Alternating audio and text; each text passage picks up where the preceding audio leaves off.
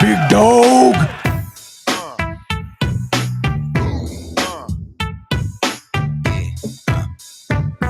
What up, everybody? Happy Monday. Glorious day to be alive. Look to your significant other and give them a good old hug and say, I'm glad you're here, because I'm glad you're here on Coffee Hour. We do this Monday through Friday at 8 a.m. Eastern Time until whenever, because I can't seem to stick to the hour deal. But you know what? It is what it is. But I appreciate you coming here and taking the time out of your day. I don't know of any other electrical related uh, show there is out there that comes to you regularly live every week. And so also starting week after next, I believe we're going to have a segment that does industry news on here. So again, if you want to tune in and get the latest updates, maybe something that came out from Ideal or Klein or new products, we'll kind of go look at those things on the show. And so again, we're going to try to bring some more elements to it. I promised you with a new sponsor, we would do that. And so we're trying to roll that all into the show and create segments so that we can take you and look at certain things, so we can kind of give it something that you look forward to every day, other than just looking at me and talking code. We'll be looking at all kinds of things on the show. So with that said, hold on here. Let me do something real quick because, it's one of those things where, people say, what do you got going on? What's going on latest in the industry? What kind of things do you have that you're going to be doing? Well, we are going to, I don't know if I said this or not. And again, I'm not sure why it's not loading. Hold on. Typical. Yeah, I got the fastest damn connection there is in the world, but it ain't nothing ever showing, right? So anyway, so what we're going to do is we're going to, hold on here, talk about what we got going on. So for those that happen to be out and about in the big Chi-town, maybe you're going to be in Chicago at the end of the week. This weekend, I will be at the NECA show. It's at the McCormick Place Convention Center. So that's where I will be, right here. I will be there Saturday and Sunday at the show. If you're in the area, it's September 12th through the 15th, but I will be there at the big McCormick Center. So again, you can go to their website, nicashow.org, and you can find out all the good stuff. There's your show dates. Okay, I can zoom in on that there for you. There's your show dates. The show Saturday from 11:30 till 5, Sunday from 11:30 till 4. Monday morning, I believe, I don't know if I'm working the show Monday morning or not. I don't know that I am working the show Monday morning. But I know I'm there Saturday, that type of thing. So I think I'm there Saturday afternoon, and Sunday morning. I think that type of thing. I don't know. I think that's what I got going on. So anyway, if you're interested in that, that's the Nika show. Check that out, and love to see you. Love to see you come out, get a little selfie with you, whatever, and join us if you're in Chicago area. And I would say if it wasn't for the fact that it's a show, I probably wouldn't be going to that area, but it is a show, so we'll be doing it, that type of thing. So, and usually at the Nika show, they have what's called a showstopper. So it's kind of neat where you can go through and see all of the neat stuff. Hopefully, while I'm there, hopefully they don't let you film in that area, but I might be able to get some footage of the show that I'll share live stream, or even some short video clips while I'm there. I've got a new rig coming. I don't know if I told you that. I'm sure y'all seen it when today. There is hardly no better camera than your smartphone cameras. Now I have a Samsung S24 Ultra, amazing cameras. But if you use the screen side, it's not as good of a camera. You want to use the other sides, right? So I got one of these little mirroring deals that mirrors what's being seen with the camera, so that when you're doing selfie shots or you're doing something, basically you can see what the camera sees, and it kind of helps you a little bit. And also with me, I have a rig that's automated. Like if I move, it follows me around. So it's all compact, fits in one little bag. So it makes it nice and easy to do remote stuff. So I'm hopefully going to have that rig there. I don't know, but I know I'll at least have the phone there. And so I'll be able to take some pictures and stuff like that. So give you kind of a flavor of what's going on, kind of make you feel like you're there. And then if there's any news that comes up during there at the show or something like that, maybe I'll go around to a booth or something if I have the time, and see if we can't do some short little interviews with some people. Maybe, I don't know. We'll see what happens. It'll be a good time at the show. So if you get a chance to get out there, I'd love to see you. If not, come on, don't make a special trip for me. I'm just saying. All right. So today, the topic today is what motivates you. I mean, we're electrical contractors and electricians, and do you put off things till tomorrow? Do you just sit there? And I'm just as guilty as anybody. I can get extremely lazy and put off things. So I have to look for things that motivate me. Now, when I was a contractor, what motivated me was money. Right? People say, well, money is the root of all evil, and money doesn't buy happiness. Well, they've never had any money, because if you're miserable and poor and you're rich all of a sudden, you're still going to be miserable. You're just rich. If you're well balanced and you're poor, or you're well balanced in your middle class and you get rich, then you're still well balanced. You just have a lot of more money to play with. So I don't buy into the stereotype type of thing. So at the end of the day, at the end of the day, it's if you're already unmotivated, it's hard to get motivated. Now, I tell you what motivates me a lot, especially with education. So we've made some tweaks all weekend. I was working on the website. I was working on courses, expanding our course for our thermal imaging, which is coming along amazing. Also, I can't underestimate the performance of this amp bank. Okay.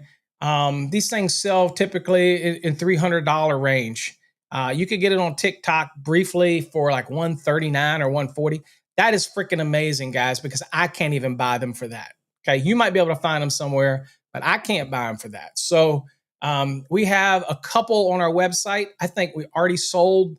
We're almost out already on the website. So I think there might be even one left if you want to get it over on our website. If you're going to get into thermal imaging as part of your day-to-day, and we'll teach you in our course how to do it. But again, it's if you learn it, then it is nice to add to your service calls. It's nice to help with your troubleshooting. It's nice to give a quick scan of things for the contractor, things that you can't see with your naked eye. But if you don't know how to use it, then it may come across as like a snake oil. But it's not. It's just simply giving you the ability to see into the heat spectrum. If you know, again, you have to also understand that there's different types of heat. Okay. And when you see something that's cold versus hot, it can send different messages. So you got to know how to use it, right? Okay. So the course is available now. It just doesn't have the illustrations in it. And the reason we did this, and I'll show you this, the reason we made it available is because once you buy it, even when we add stuff as it's going over the next week, it'll automatically be added. So as far as the reading material, you could get a jump start. So we have already added the course on our website. We just haven't made it prominent yet because we're still working on it. But once you purchase it, like a pre-order, it's not going away. And then also, if we enhance it and add other stuff into it, it could affect the pricing. And so if you lock in now, it doesn't expire. But we're going to continue to add. That's the one thing about our courses that we decided moving forward is that when we add content to the course, if you already have access, then you're going to continue to have your access. Okay. So that type of thing. So it's available over in our store, over on our website at fasttracksystem.com. Anyway, we'll go look at that in a little bit. Okay. So today, we want to make sure that what motivates you. What's up, Eddie? I see. We're going to do some shout outs here in a second because I want to shout out to everybody. We did have a system update, as Eddie was pointing out. We had a bunch of people that called us. You never realize how many students you have until you start getting calls on a Saturday or Sunday, and people know that I answer my stuff. That's one thing about me than anybody else. It doesn't matter whether I'm in the office or I'm anywhere. I answer my stuff because I care. Okay, try to reach other people on a Sunday. Try to reach other people at 10 o'clock on the evening. That doesn't give you carte blanche to contact me, but I'm just saying, we give you so many ways to reach out to us, and we're always monitoring it, whether I'm monitoring, Jeff's monitoring, Darlene's monitoring. Well, Darlene won't monitor anything after hours. I'm just telling you right now. So I mean, I don't know anybody that does that. So we do that, and we're so excited because y'all remember me saying we're going to add a bunch of mini courses? Absolutely. On this website, fasttracksystem.com. But we are also under discussion about expanding. What do y'all think? We're talking about expanding to our Master the NEC website and create a whole nother course scenario, whereas we can have dedicated continuing education courses that will comply with state requirements for the online and all that. I'm not sure. We already have a partnership for that, but we're toying with doing that. And the reason is that courses have to have a course timer, and they have to have, now we have drip feed. That's not a problem. For example, in our courses, I could keep you from not being able to go forward without me forcing you to stay on a certain thing. But we don't have what's called a timer that makes you stay for like 20 minutes per page. We don't have that. Okay. So, but we don't need it for studying. But if we want to have most of our courses be online and get credits for it, then we have to develop that system. So we're thinking of creating a whole separate website for that. Of course, that means a whole nother website. You know, we got Fast Tracks Tube, we got Trade Hog, we got we have so many websites. So again, I don't want to make it confusing. And no, there's no way that they all can interlink with one username and password unless you manually set up that username and password. There's no way.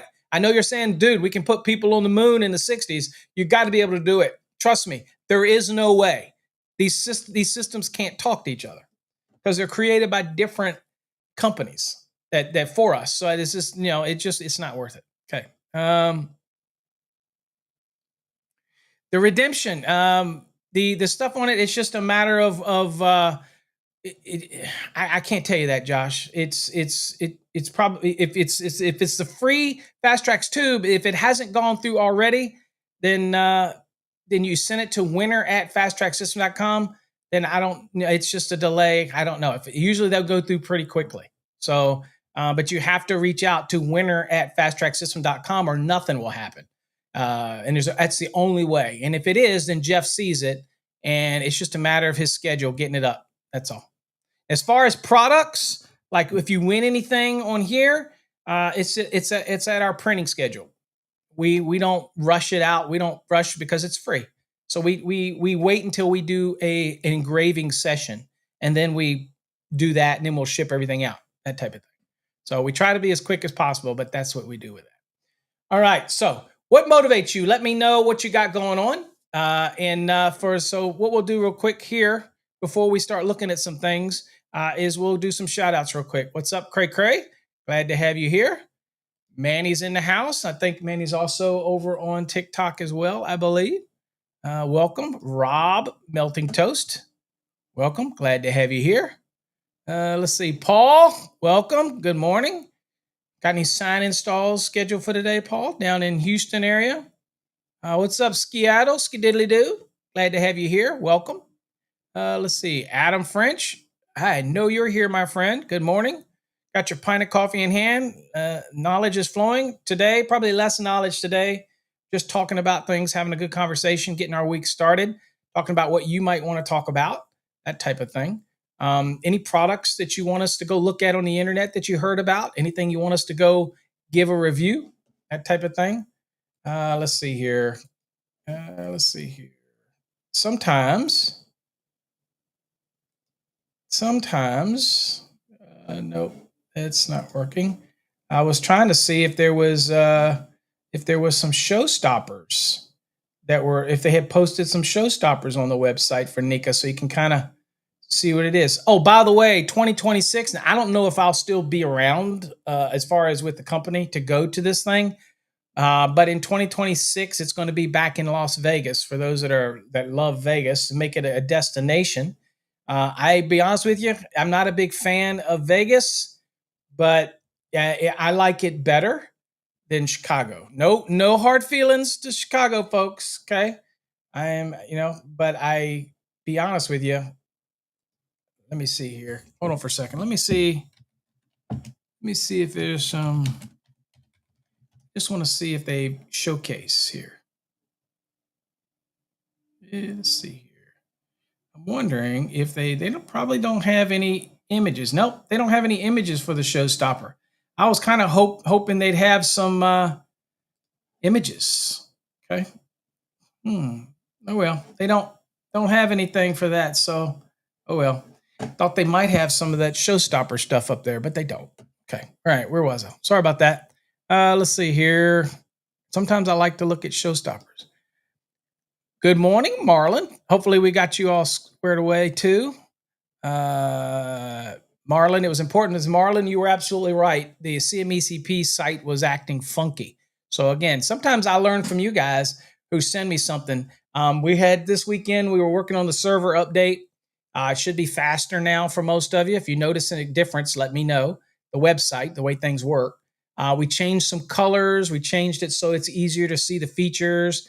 And at the top, and we'll see the website here in a second, because I'll kind of show you where the thermal course is going to be.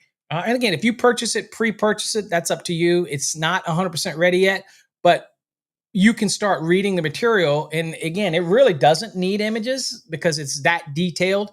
But at the end of the day, you can kind of get a look at how it's going to be. And then when we update it, you don't have to do anything on your end. When you log back in, they'll just automatically, images will appear, other things will appear, videos that we're going to be inserting, it will just appear. So in other words, you're not using it to prepare for an exam. It's a repository, and it never expires.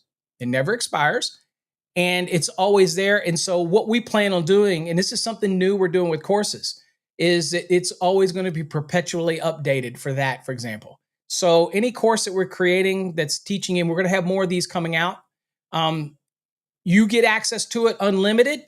And then as we add content, we add lessons, we add things to it, guess what? You will automatically always get access to those updated features, right? So that's something that new that nobody does. Once they publish it, they're done. Not us. So some of the new courses we'll be doing, like the thermal imaging for electricians, it's going to be perpetually updated. So if you get in it now, you don't have to worry because the new updates will automatically roll into you. So that's cool. So some people wanted to look at it early and get a look at the written part that we wrote. So that's what we did. Okay. So anyway, what's up, Alex? Glad to have you here. Let's see. Good morning, Santana. Glad to have you here. JC, woohoo! I see you in here. Let's see. Getting ready to go upgrade a service. There you go, Red Dog. Woo, woo, woo, woo. Post Big pictures, dog. man. We can share pictures. That's another thing I should do on the segment. Hey, that's what I'm going to introduce it right now. Here you go, Red Dog. For anybody out there who wants to share their pictures that we will share on the show and feature your install, make sure you got those code references and make sure you get it code compliant. If you want to send those to us, just send them to us, right? And just send them. You can send them to our regular support support at fasttracksystem.com, right? That type of thing. And we will, and let us know your username and what you follow on the coffee hour. And did you want these pictures to be used? And more than happy, we'll tidy them up. And so that they're framed right for this. And we'll feature you on the show. You want to let everybody see your beautiful handiwork? Then share stuff with us. We'd love to celebrate you here on the show. Absolutely. Also, I will hopefully in the next month or two, we'll be coming out to Colorado. And if not, it'll definitely be in the spring. That's a guarantee. I am coming to Colorado because I'm going to be meeting with the manufacturers for our SIA, for our energy management and stuff like that we're doing, which you've heard me kind of hush down a little bit because we're still negotiating. Okay. Things weren't where we wanted to be. So I kind of pulled the brakes on that. But still available, but we'll be out there talking with them. So we've got to schedule a face-to-face meeting because y'all know me. I need to hammer out details. I need things in writing. I just can't. I got to have details. Good morning. Watching on Fast Tracks Tube. I see you. I see that little icon. Appreciate you. Absolutely. Let's see. Absolutely get that. It's available now. It's just gotta just be patient because it's right now. It's just the regular text, and I'll show you all that. But again, the way we wrote it, it should be black and white, especially if you already have a thermal imaging camera, because all we're talking about is some of the stuff that you need to know as an electrician. We only focus on that, folks. We're not trying to make you a professional thermographer. I don't believe it's certification. I don't believe it's necessary because you're an electrician. You're already a professional. All you're doing is using this as a diagnostic tool. You're not selling just your services as a professional thermographer. Okay. Thermal imaging certified, whatever. That's an added bonus if you want to do that. I can promise you that our course probably goes way deeper than any of those because we talk about thermodynamics. We talk about how to do the calculations, how to look at different points. Okay. And I also give tips in the videos that we'll be doing on why you need two of these. This is simply just a laser temperature, and this is a dual laser, and there's a reason why. But there, this is just a simple one. This is from, I think it's Thermo Pro. Okay. It's very simple, and we use it to help confirm calibration of this so that we do it. It takes a second, that type of thing. Also, people have been asking about images. You take images by simply clicking the trigger, and then you just connect this to your computer. You can put about 8,000 images in here. So again, I would not do that. I would put all the images in here for one job, download them to a folder, and then clean this out. Personally, that's how I do it. So anyway, let's see here. And we've looked at a lot of them. We could probably get that one like this cheaper, but it's not going to have the same IP rating. So this can be in rain, and it's just more rugged. So you're going to pay more for it. It also comes with the quarter screw on the bottom. So I figured out why you might use this. If you put this on a tripod, that type of thing, and you can have it monitoring something while maybe you're under load test and you want to see the heat rise on it, then you don't want to keep holding it and you want to have it pinpointed on something. I can see where that would work for that. I don't really, do that, but I can see that. Let's see here. What's up, Eddie? Good morning. Studying. Big shout out to your team. We got you up and running. Everything good over the weekend? There you go. You're testing at the end of the month. Okay, Eddie, let's go. We're rooting for Eddie. Give Eddie a big root out. Woo, woo, woo, woo. Big dog. We're here for you, Eddie. Bring your questions. What's up, Rob? Glad to have you here. Also, by the way, guys, it's kind of open today. If you want to ask a code question, we'll go look at the code. If you have something that you want to ask, I'll do my best to try to answer it for you here live. I don't have a problem with that. What's up, John? Glad to have you here. Welcome. What's up, Leo? I see you from up in Seattle doing the hashtag win from up in Seattle. Let's see. Josh says, when could you expect the Fast Tracks 2 winner redemption to go through? I don't know, John. I thought it already had gone through, like I said earlier, but if not, I'll check on that after the show. If you sent that to winner at fasttracksystem.com, like I said, either Jeff is delayed on it.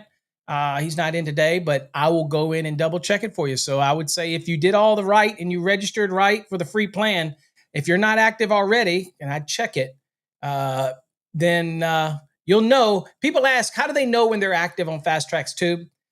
Because if you can see the videos, because there's only a couple free ones on there. So if you can watch a video and it doesn't say that you have to be sign up for the premium, if it doesn't say that, then you're activated. That's the easiest way to say that. Eddie, what do we got here? Blessing Paul, I really appreciate how fast everything got fixed in the team. Yeah, we work, guys. That's the one thing I will say about us that's unlike anybody else when it comes to courses, is that we work constantly to make sure that our students can get to their courses. We don't make some drastic changes because we don't want to F things up. Okay. I also want to show y'all some changes. Y'all remember the Ask Paul? That has changed. That has changed. Because I literally get hundreds and hundreds of questions a week, and I try to answer all of them as quick as I can. But we have changed that. So stay tuned for that. I'll show you how easier we've made that now. We no longer use Wix for that. Okay. So if you bookmark that, make sure you refresh it. What's up, big bad guy? Happy Monday. Good morning, David. Glad to have you here, my friend. Jeremy's in the house. Good morning, Jeremy. Glad to have you here. We'll find it, Marlon. We'll go look at it here in a second. Let's see. John, what's up? Retired, so travel often. Get back to the Bear Lake, Utah. Relax. There you go. Awesome, John. I love it. Last time I was in Utah, I was out there for a troubleshooting. There was an issue. They thought it was our wire, and it was a parking lot at an airport out there. It's Salt Lake City Airport. And ultimately, it wasn't nothing to do with our wire. It was their install.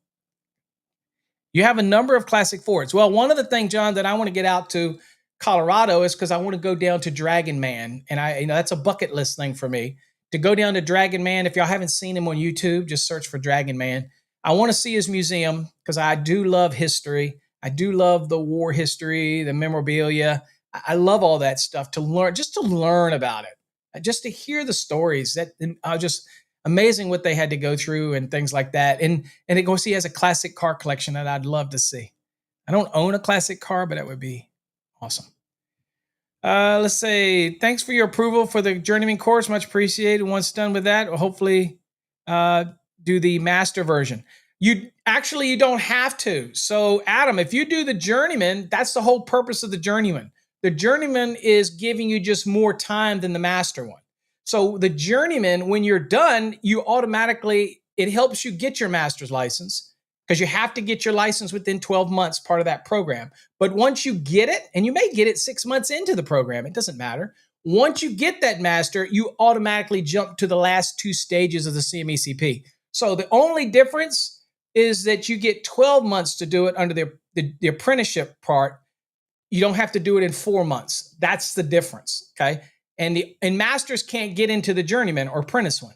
That's the only difference. So you're basically already in the program if you do the journeyman. You just get more time to complete it. What's up, Adam? Do you guys charge for your side hustle? Do you charge 3 times your wage or bid work? Just wondering. I'm not sure what you mean.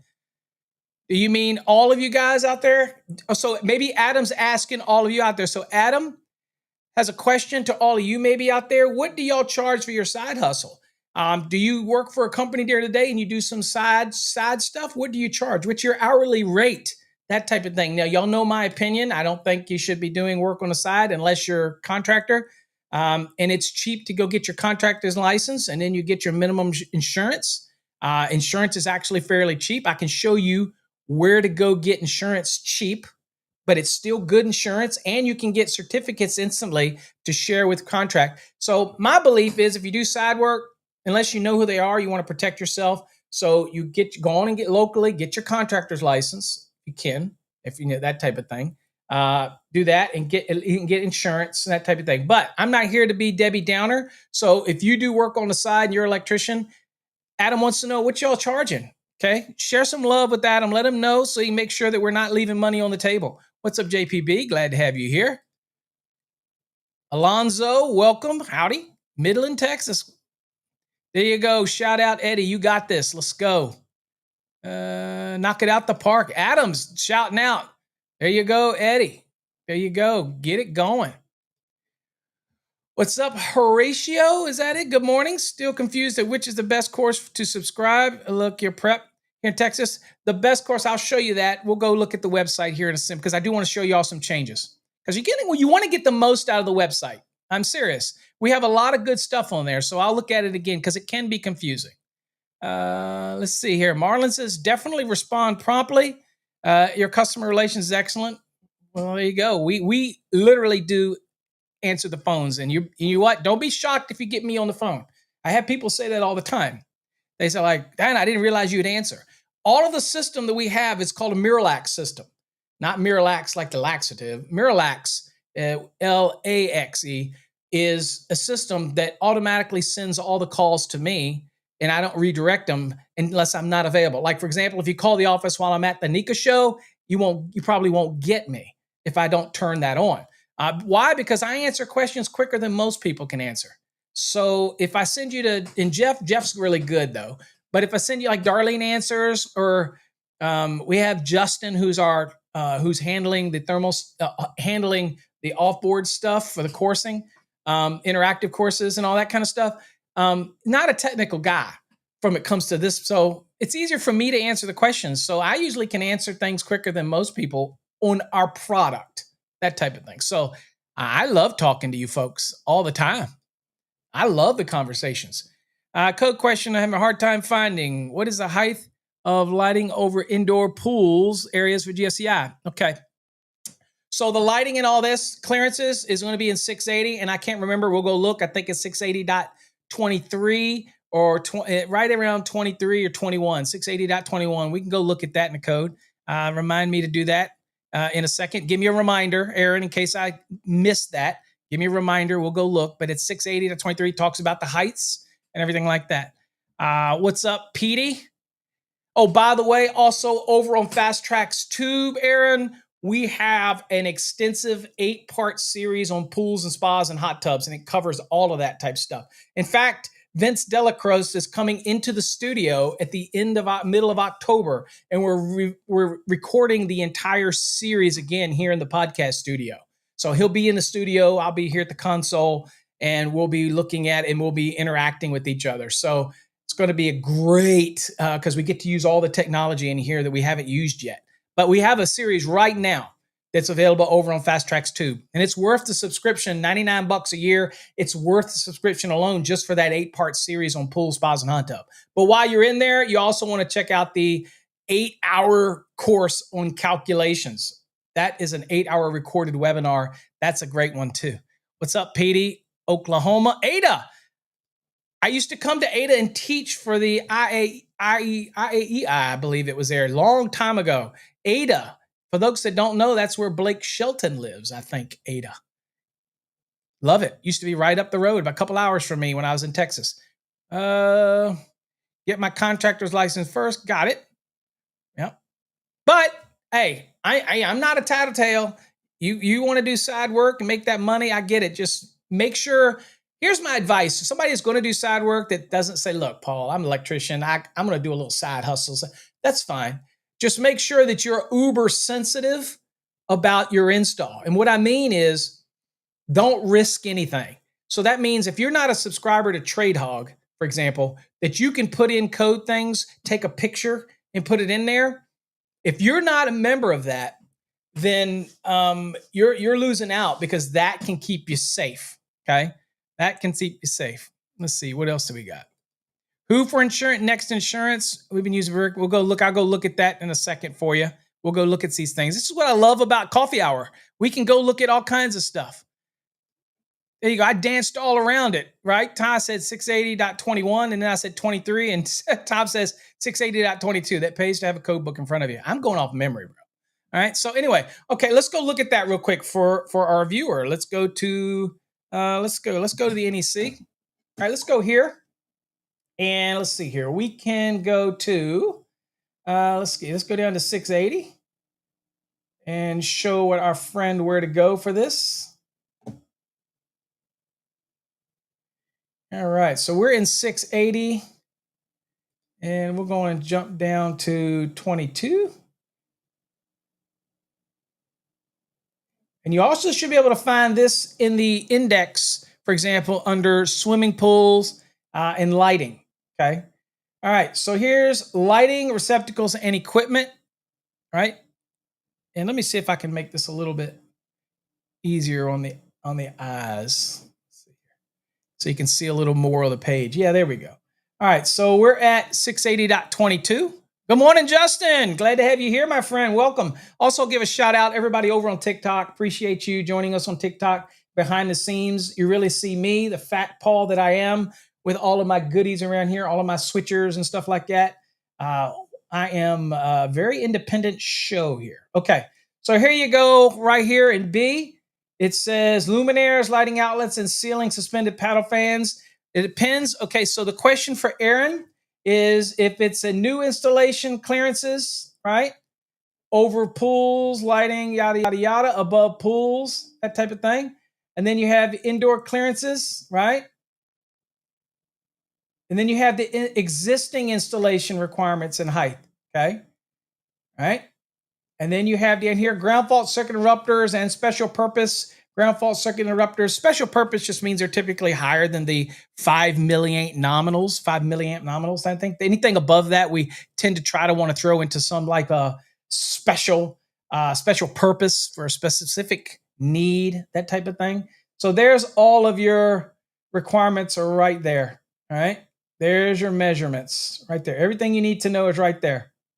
Okay. And also, we can expand it. And there's your distances. Gives you some of this. Let's see if it's got anything else for lighting. There we go. Now, this is a 2023 NEC, by the way. Okay, so you should know. So, but it's basically the same location.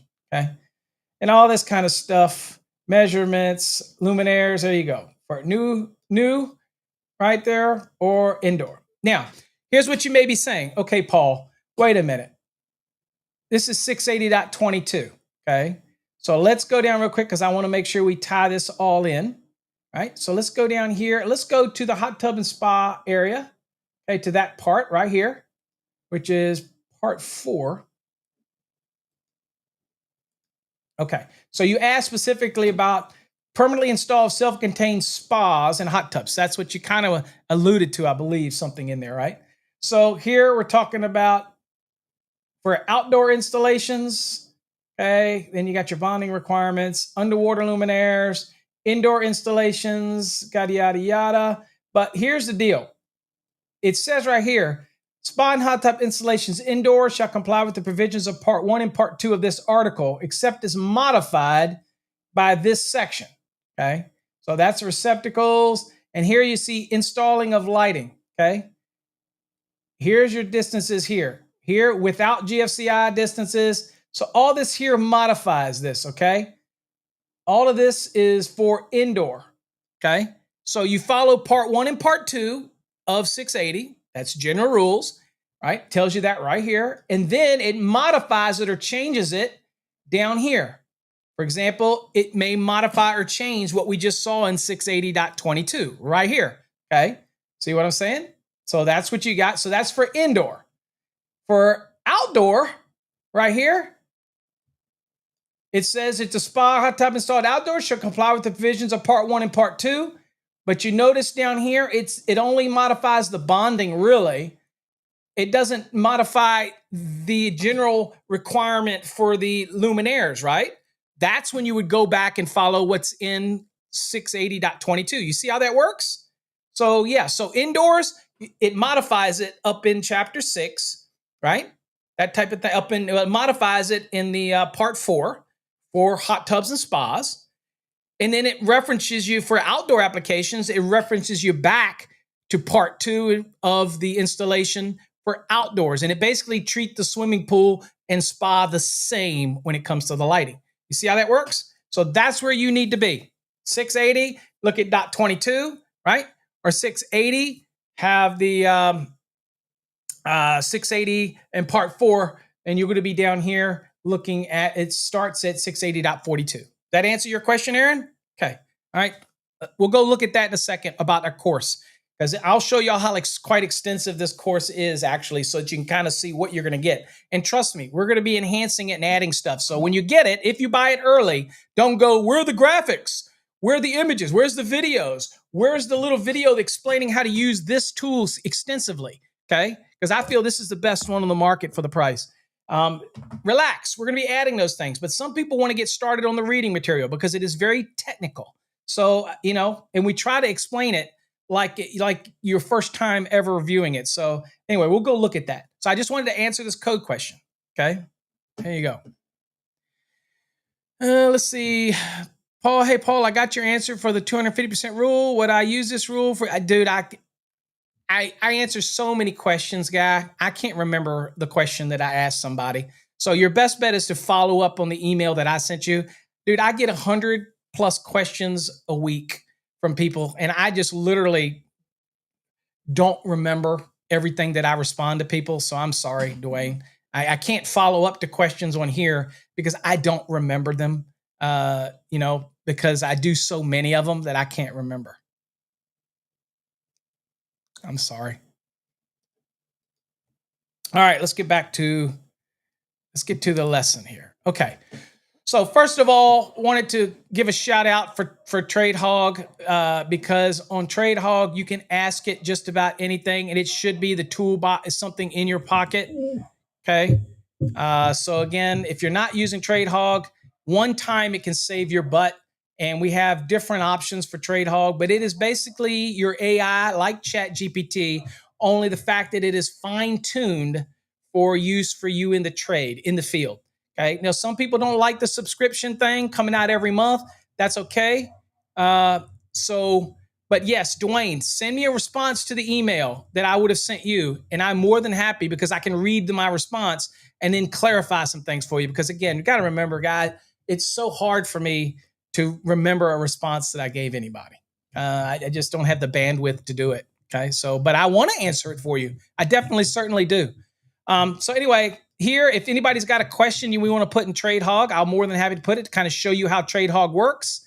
But you have pricing options. If anybody, I think this is a no-brainer, folks. I'm just going to be honest with you. It's like having an expert in your pocket without the BS that you get with Chat GPS, Chat GP, whatever T, because it can be wrong.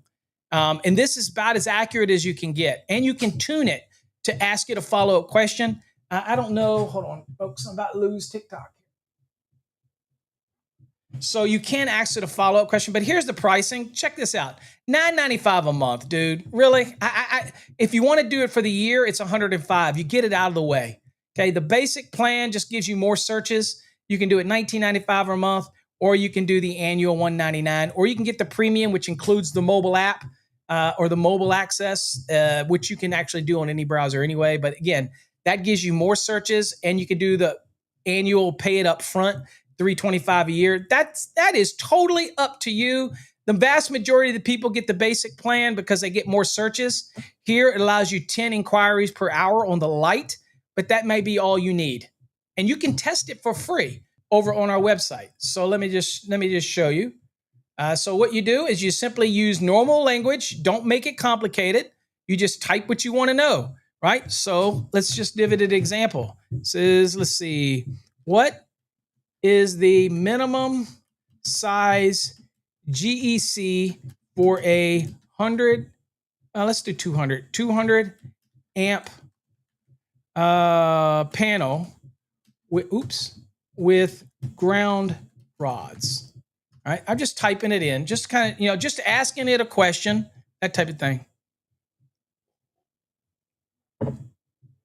All right. It says to determine the minimum size grounding electrical conductor for a 200 amp service using ground rods, we must follow National Electrical Code 2023. So it's already sucking the latest one. It says according to table 250, the size is based on the size of the largest ungrounded conductor or equivalent for the parallel conductors. However, when the rods are a rod, the minimum size NEC does not need to be larger than a 6 copper or 4 aluminum, as specified in 250.66a. Therefore, a 200 amp service with ground rods, the minimum size GEC is 6.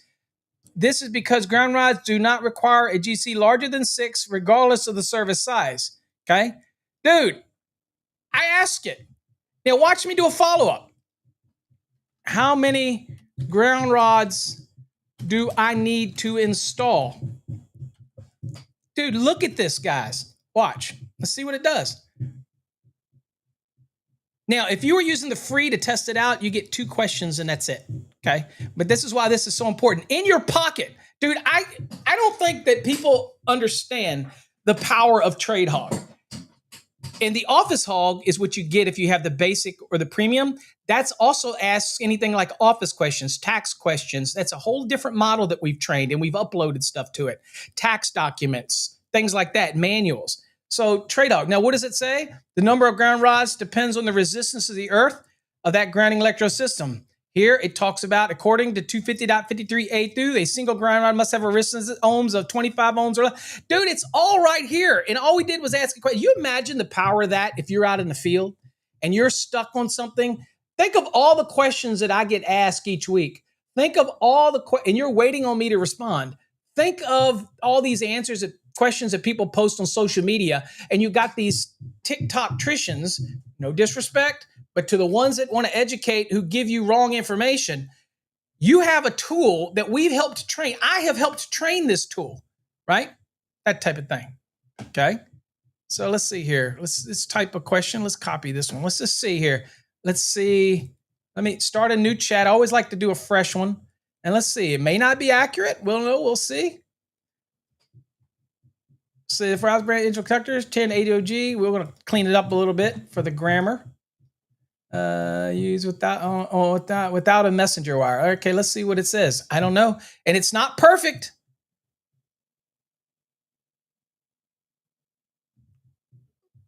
All right, it says an outside branch circuit individual conductor can be used without a messenger under certain conditions, according to the NEC. Article 225.10, individuals conductors use outside branch circuits must be supported by a messenger wire unless they are part of a cable assembly or are otherwise supported by a structure. If the conductors are not part of a cable assembly, they typically need to be supported by messenger wire to ensure proper support and prevent sagging.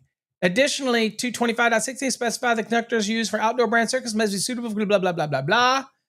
Therefore, the conductors are not part of a cable assembly, are not otherwise supported. The messenger wire would typically be required, that type of thing. So I don't know. I have to look that up if that's the answer. But let's see here.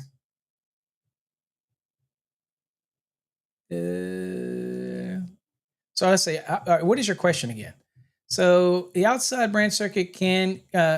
for outside branch circuits, can individual conductors tend to be used without a messenger? Okay, wait a minute. So watch this. So I'm going to ask it. So you didn't, watch this. I'm going to get snarky with it. You didn't answer my question. I want to install 10 AWG CU individual conductors on a messenger. Can I do it and be code compliant? All right, we're going to try to break the hog. Okay, hold on. It says, yes, you can install 10 copper individual conductors on a messenger wire for outside branch circuits, and this is compliant with the NEC. According to 225.10, individual conductors used for outdoor branch circuits must be supported by a messenger unless they are part of the cable assembly. Okay, so we're going to go over to the code now, and let me go on and go to the NEC, right? And let's go on and go and see what we got here. Right, so it definitely is outdoor, right? And it's referencing .10. So let's go boom here. Okay. So wiring on other strict structures, yada, yada. So, okay. So we got here, that's a cable assembly, right? So insulated outside the surfaces. So that's 10. So let's see here. Overhead conductors and festoons smaller than 12, unless conductors are supported by a messenger. Okay, hold on. Watch this. So that got me in the area, right? Got me in the area. And I'm going to say, but you didn't mention festoon, so it doesn't know what you're talking about. Remember, it says no slang. It must be specific. So I am talking about, and that's also festoon lighting, so that might not be what you're talking about festoon lighting. Let's just break the hog even more. Oops, so y'all can see what I'm doing here. Let me share this screen. Hold on here. Oh, crap. All right, I keep screwing up which one I'm sharing. Hey, hopefully y'all can appreciate the complexity of me moving between screens live. Okay, so all right, for festoon lighting, let's 6B, festoon lighting can be conductors and are supported by a messenger. Conductors must be suitable for the condition, yada, yada, yada. Specifies the festoon conductors must be supported by a messenger wire. Therefore, using 10 copper conductors for festoon lighting on a messenger is compliant. That type of thing. So again, what's the question? Hold on here. Without a messenger wire. Okay, so I'm going to ask, so what size wire can be used without a messenger wire? Okay. I'm breaking the hog. I'm continually beating it to death and see what it answers for me. For festoon lighting, specifies that conductors must be supported by a messenger wire unless they are part of a cable assembly or otherwise supporting structure.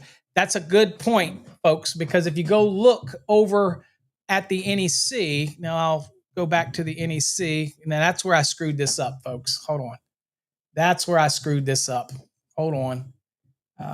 Let's see. This is where. Oh. All right. This is where I'm screwing shit up here. Y'all see how you get me screwed up? God dang it. Oh, Lord Almighty. All right. Hold on, guys. Damn it. See how this is getting me screwed up here?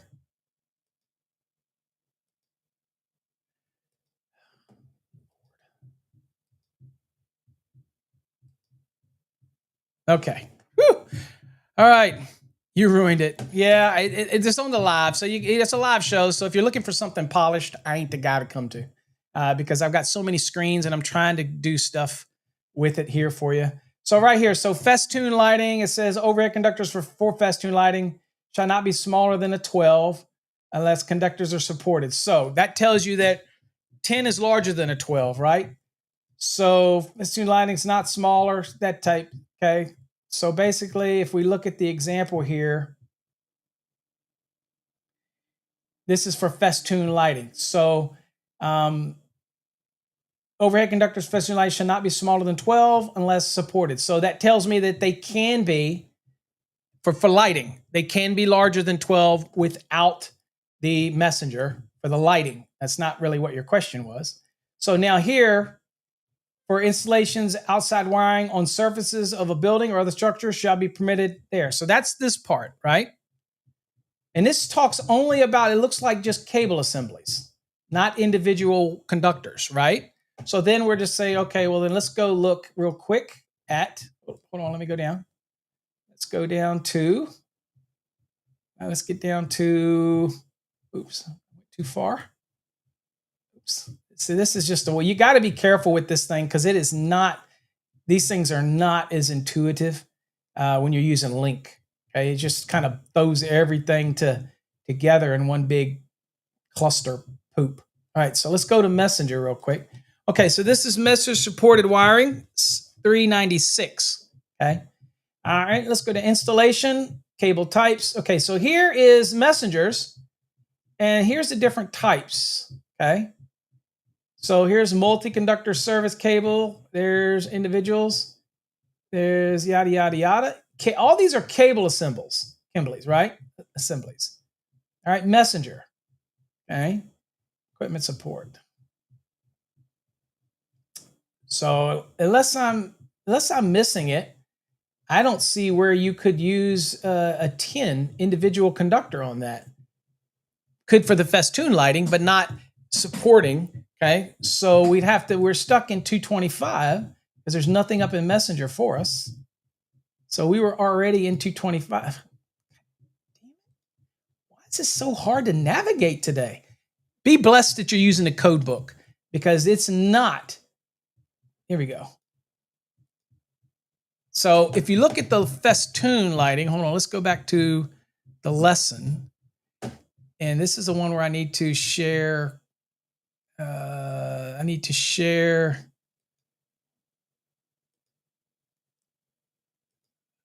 This one. Okay. So this is the lesson. So right here, see where it says 225.6? That is overall. Okay. And it's talking about the sizes down here. Okay. But what we're looking for is conductor size. But it put us in the area. So that's the important thing about using the hog is it's not going to give you, because it's all based on crap in, crap out. So but it needs to get you where you need to be. And that's why I tell people it's so important to learn bold scanning. It's not going to be the holy grail and answer everything, because then it would make people like me and you irrelevant when it comes to these things. I need to get you in the area. So I would probably go to .6 and start bold scanning. So if I did that, then I would go here. And let's see here. I got to make sure this is the one that I share. Hold on. God,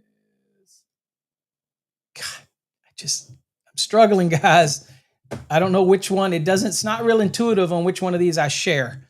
So here is 620 conductor sizes. So here's what it says. Open individual conductors shall not be smaller than 10 or 8 for spans of 50 feet in length, and 8 to 6 aluminum for longer spans. So that is your overall conductor size. What I'm trying to do is get the hog to get me there. So let's go back to, let's see here. Let's go back to the lesson. And I want to share. Oh, Jesus Christ. It's just all kinds of places here. Okay, so I want to say, let's ask this question differently in the hog. What is the minimum conductor sizing for an outside branch circuit on a messenger, on a overhead span via a messenger? Or actually, you know what? We don't even want to bring messenger into it. If you think about logically what you're asking the question, you're just trying to do an overhead span, right? So we'll just see what it says. Again, it's crap in, crap out is the model. And there you go. For outside branch circuits on an overhead span, the minimum conductor size is determined by 225.6A. Can y'all see that? Right there. So again, the tool is smart, but you have to be, why is the messenger involved? Because you remember you said you don't want to use a messenger. So it's the overhead span. So one of the ways that we could do this in the index, I would be looking in the index for overhead span, or I would be looking under messenger and see if it says something about overhead span. Okay, that type of thing. Okay, so there you go. So anyway, see how that question was there. So it's really, and we're still training it, but it's like with anything, it's crap in, crap out scenario. So you have to ask the question. And originally the question didn't have that, right? So originally the question was, and let's go back to the question and I'll put it back in. So Red Dog ask for the outside branch of individual conductors on used without a messenger. Okay. Right. And then we'll just add to that on a overhead span installation. Okay. Terminology. And let's see here what it does. Let's just see. We're just messing around today. I'm going to show you all the website here in a second, some of the new changes. People that came on and dropped off. This is also, let me tell you guys something. And I want to let you know this out of the bag right now. This is not a good thing. Justin is tracking coffee hour for me. I have 37 viewers.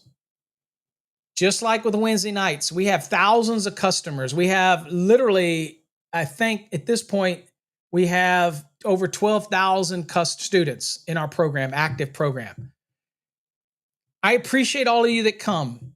But if Justin, when he finishes his evaluation, and I think his evaluation is supposed to be done at the end of this month. If he feels that we're not getting the impact on coffee hour, then we're probably going to drop it back to once a week.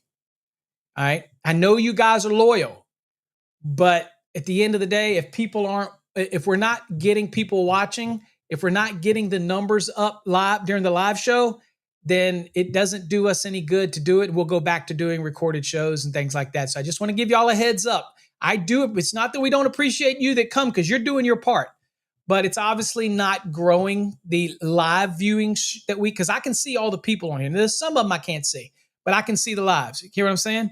So if it's not at the numbers that Justin comes back with for me, then we'll just cut the live show. And it is what it is. All right, so let's see here. So what did she say? It says for outside overhead on the overhead span, the minimum conductor size is, there you go. The minimum size is 10 and 8 aluminum, unless supported by a message. The requirement ensures the conductors have mechanical strength. Yada. So so it's all dependent on how you ask it, Red Dog. But again, it gets you all around where somebody needs to be. That's the key thing. It gets you around where you need to be. And that's all we're asking for. Has anybody got another question you want to put real quick? Think of some questions you want to ask the hog, and I'll go show you some of the changes that we did to the website so that it's important for you. Because even if my followers are dropping off on the live, I don't give a damn. I want to make sure you know where you can get every resource that you need to get. All right, so let me do this. Okay, so this is the website. Oh, I got to make an adjustment here, guys, because I want to make sure that you see everything. Hold on.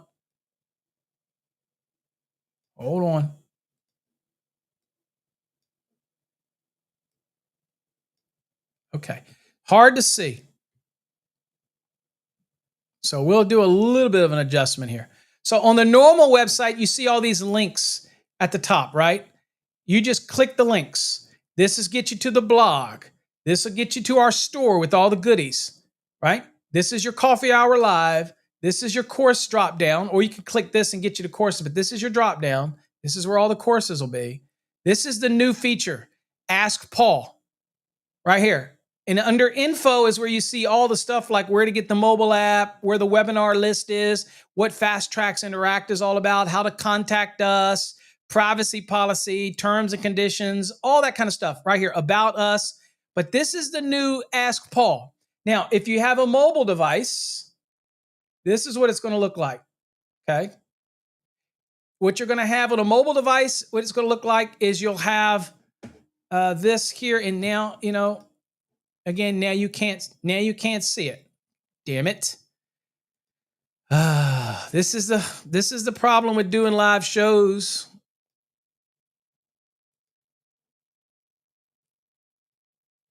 I have to fix this so you can see it.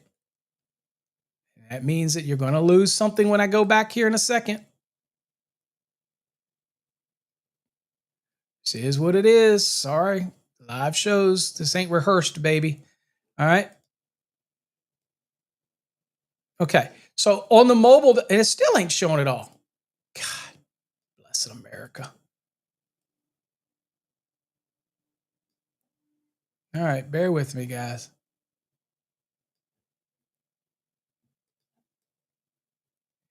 Bear with me. Whatever. We'll just roll with it. So on the mobile device, you'll see it look like this. And this information up here is important because this is how you reach out to us. Phone call, send us an email. This is text message. If you like the weekend, people had issues, you can use this text message. It comes right to us. And then this right here is how you get to our contact info, like email and send it online, whatever, right there. Here's where you register. What's up, Thomas? Take care. And this is how you log in. These little hamburgers on the mobile, this is what you click to get the drop downs. And then under the drop downs, it's the same thing right here. All the stuff is under that link. All the courses are under this link. It's all the same. Okay. That's how you get to it. When you want to get back to the home, you can always just click this. All right. Okay. So that's what I wanted to show you on that. Right. And you scroll down and you see all these boxes. Now, let me ask y'all a question.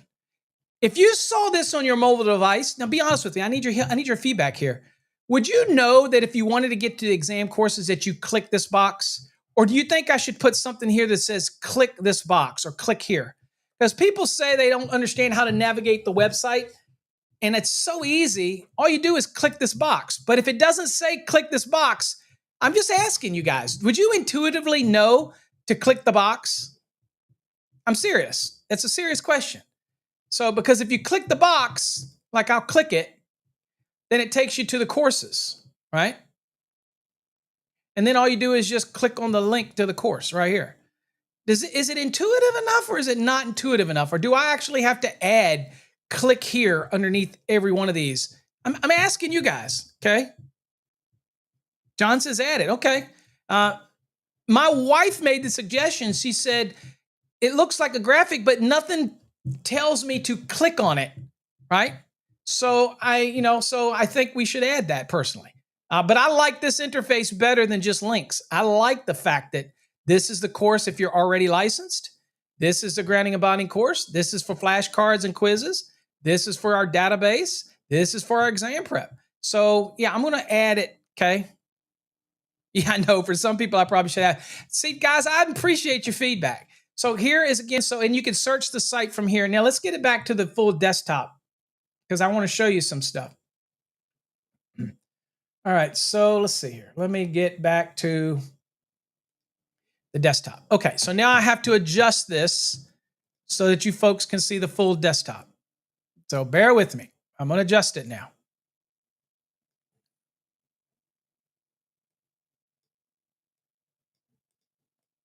Okay. All right, so here we go. It's not as painful as I thought it would be. Okay. Okay, but I do have to still do some little adjustment. Okay. All right, so this is the website.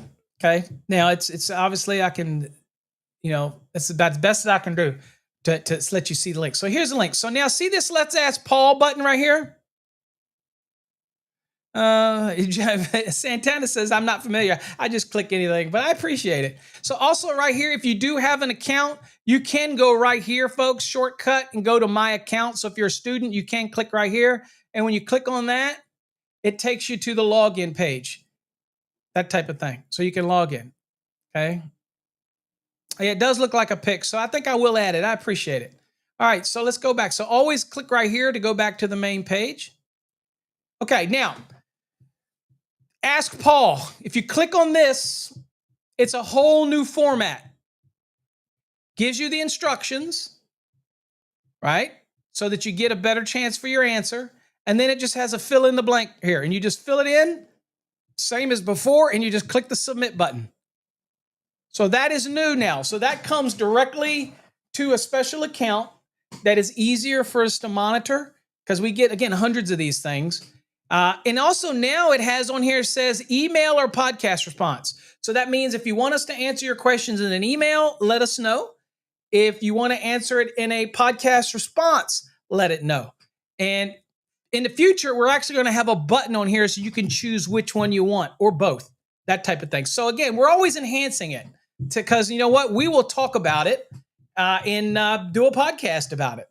And I think maybe because I'm talking to you guys here today, I think maybe we're going to add on there a third option that says coffee hour, if we continue coffee hour.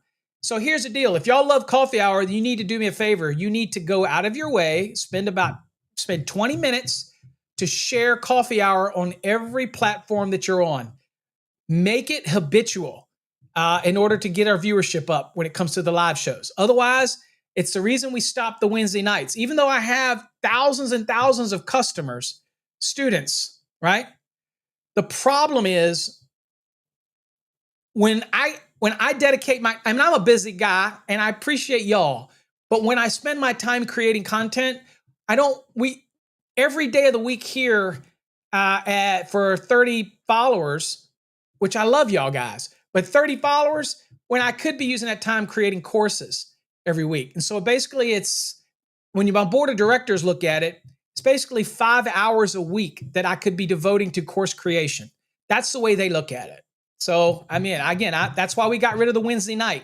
So we've been doing this now, coffee hour, the live show. We've done coffee hour before, but the live show we've been doing it for 9 months.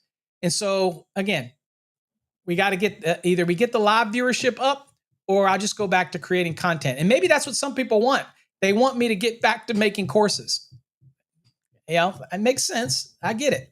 Anyway, we'll add that on there, some features on there. But anyway, that's where we're at to start with, okay? Remember down here,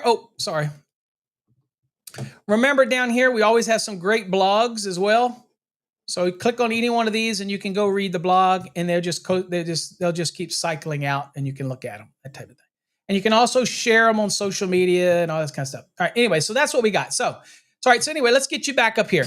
All right, so for some people who want to know where the thermal course is, okay, for those that have been waiting patiently, and where they can pick up this camera, we have limited supplies. So again, if you order it, it may take a week or two for you to get it if we don't have them in stock. I can tell you right now, I have one in stock. That's it.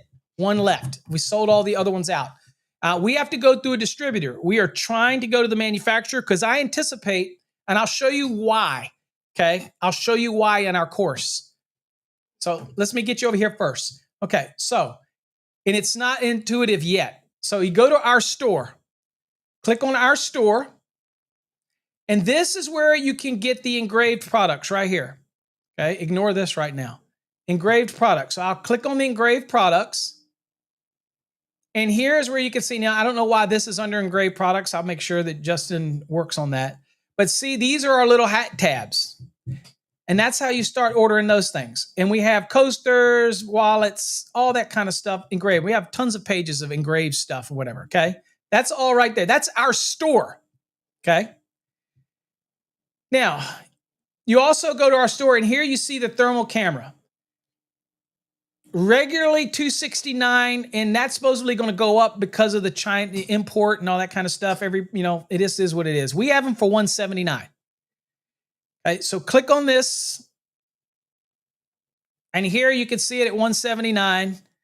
You can add to cart, you can share it, whatever, and it gives you some descriptions, additional information. You can, go over here. You scroll down, it'll tell you all about it. It is probably the best camera for you to use in the field. It has an IS rating. I can't remember the rating value on it. IP rating, IP 65, which is amazing. Protection rating.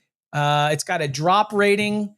It is, and we looked thoroughly through, y'all know me. We look for, I know the question's really to me, Jay. AJ, I love you guys. I would think that a compromise from my board of directors was that I do a coffee hour once a week, so it anticipates people to come once a week instead of every day. And then I can roll out courses, because in that 5 hours a week, 4 hours at least, I could probably create courses more rapidly. Because I got to divide my time amongst other things. So it's not a matter of what I'd rather do. If it means that one day a week you look forward to coffee hour, and I can forecast what's going to be on it a week in advance, then that's great. Pre-planned topics would be great, but it allows me to create courses, that type of thing. Really, it's what you folks think too, because I care about your opinions. Maybe I'll do a poll on it. Let's see here. I don't know if I can do a poll today. Tomorrow we'll do a poll. So if you want to get into the poll, come tomorrow, we'll do a poll on whether or not you want coffee hour daily or once a week, and then that type of thing. All right. So anyway, there you go. So that's how you buy it right there. I think I have one left in stock. There you go. See right there? It says one in stock. That is it. Okay. So again, the best camera, and we're going to use this one as an example in our training. Okay. Now about the training. Okay. So if you go under courses, for example, you can't find it right now. It's hard to find it, but I'm going to show you how to find it if you want to get the pre-register for it. Okay. You go to courses and you click on courses. Right. Now on the courses page, you see our training for the 2020. This is our exam prep. All right. This is our enhanced programs. And this is our grounding and bonding. You notice you don't see the video course, thermal imaging course. You notice you don't see it, right? The reason you don't see it is because we haven't released it, but you can still get it. So watch this. So I'm going to go over here and click on any of these courses, popular courses. I'll click on it. Okay. Any of those popular courses. All right. Now, when you do that, see over here, it says latest courses. See what it says? Thermal imaging right here. Click on it. And that's the thermal imaging course. And here you can see it's 110 lectures. It says no quizzes, but that's not accurate. I'll show you why in a second. Lifetime access. So even as it goes, so this is the same level of detail that you would get by paying probably $2,000 in a thermal imaging course. Okay. So there you go. So that would be that. And we already have 279 students active in this because I did a private release to all of our corporate clients first. Okay. So they understand that it doesn't have the graphics yet. Okay. Or any illustrations yet, which you really don't need much illustration, to be honest with you. That's why I'm struggling between what I want to add to it. But anyway, that's how you do it. If this is too pricey for you, I get it. But again, I'm going to show you what you're going to get. Okay. So let me log in real quick.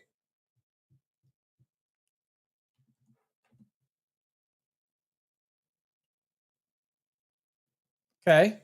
All right. So I've logged in. Ignore all this other stuff at the top because you won't see that when you log in. Here. All right. So again, here's where I would have announcements, requirements, things like that. Announcements. If you ever want to see any announcement, I might do, for example, I might make an announcement that the course has been updated, or we've added some this, or we've added a movie. Because remember what I told you, we are now going to be perpetually updating our lessons, our courses. So if I can get back to create courses, then they will be perpetually updated, and you don't have to do anything on your end to do that. Okay, so over here, and it's basically, here's the overview of the course, by the way. So over here, I click continue. And here you go. So I just wanted to show you the lessons real quick. So remember, the normal navigation is right here. Okay, so here's the module 1. What is thermal imaging? Use of thermal imaging for electrical. But I want you to see something. Look at all the units, the modules. Look. Communicating findings with the customer. Advanced field techniques for thermal imaging. Integrating thermal imaging into preventive maintenance. Thermal imaging for energy efficiency and cost savings. Studies in the real-world applications. Safety integration, professionalism and customer relations with thermal imaging. Advanced troubleshooting with thermal imaging. Selling thermal imaging services the Zig Ziglar way. And then we have a grand summary. So we have 17 modules right now, over 110 lessons. Okay. So let me just show you right here. So let's just go. Here's the introduction right here. Okay. So y'all know how our courses work, right? So we have introduction. We have module 1. We'll open it. Okay. So there's lesson 1-1. There it is right there, right? So now you just go ahead and close this. And this is browser adaptive. It browser adapts. And it's a lot of reading material, but you got to get used to reading things. Okay. So this is your lesson. What is it? It's very simple, straightforward. We try to keep it concise so that we don't just have one rambling sentence, so that you can absorb it a little bit better. And also, it's going to be great placeholders to add certain in the field images. Like I want to add a bunch of stuff that I'm doing with this camera so that you can relate if you use this camera. If you have a FLIR or a much more expensive one, that's fine too. Because remember, we're identifying hotspots, and this one is on par with any of those high-end ones. So there you go. So anyway, thermal imaging is a process using infrared. We kind of give you an introduction. Thermal camera, like the AmpBank H128, captures the energy in a thermogram. It basically starts to give you some information, right? And then you click complete, and that'll mark it that you've completed it. Doesn't mean you'll lose it. It's completed it. But here, you can also leave a comment. So if there's something you don't understand, you can leave a comment, right? Now, also in the future, we're going to be turning on the little bubble down here so that you can ask questions. So in case you're in the field and you have a question you want to ask, we're going to be adding Fast Tracks Interact to this as well. So we're integrating all of that for you. And you don't have to do anything. If you purchase it now, you'll automatically get it rolled in. Don't worry, okay? And so if you say, well, Paul, I'd like a little graphic here or there, it might be coming, but you don't need the graphics for this to be beneficial. Okay, it's basically like a training manual.